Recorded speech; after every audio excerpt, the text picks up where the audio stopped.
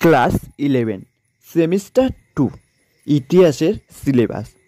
ইতিহাসের 1 নম্বর চ্যাপ্টার রয়েছে রাষ্ট্রের প্রকৃতি, 2 নম্বর রয়েছে পরিবর্তনশীল ঐতিহ্য, 3 নম্বর রয়েছে প্রসারিত দিগন্তর। এবারে আমরা বলবো কোন চ্যাপ্টার থেকে কত নম্বরের প্রশ্ন আসবে।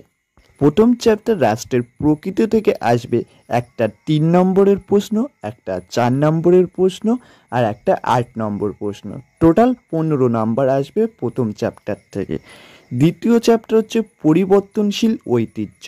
পরিবর্তনশীল ঐতিহ্য থেকে আসবে দুটো 3 নম্বরের আর একটা 4 নম্বরে, আসবে টোটাল 10 নম্বর। আর বাকি থাকে 3 নম্বরে প্রসারিত দিগন্তর। প্রসারিত দিগন্তর থেকেও আসবে একটা 3 নম্বর, একটা 4 নম্বর, একটা 8 নম্বর, টোটাল 15 নম্বর। টোটাল 4টে 3 নম্বরের প্রশ্ন আসবে, 3টে 4 নম্বরের প্রশ্ন আর দুটো 8 নম্বরের প্রশ্ন আসবে, টোটাল 40 নম্বর।